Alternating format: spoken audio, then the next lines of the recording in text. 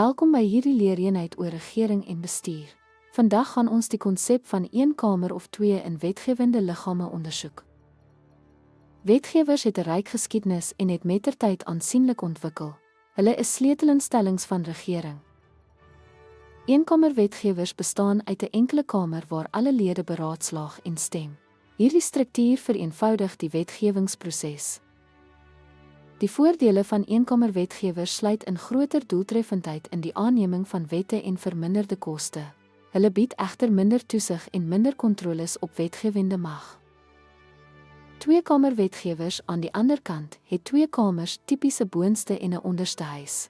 Hierdie struktuur maak voorsiening vir meer ondersoek in die wetgewingsproses. Die voordele van tweekamerwetgewers sluit in die verskaffing van kontroles en teenwigte en die verteenwoordiging van verskillende belange. Dit kan egter lei tot wetgewende dooiepunte en hoër bedryfskoste.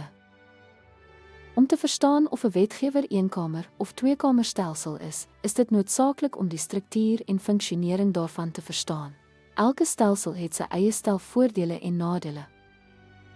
Dankie vir neem deel aan hierdie sessie oor regering en bestuur. Ek hoop jy het nou 'n duideliker begrip van eenkamer en tweekamerwetgewers.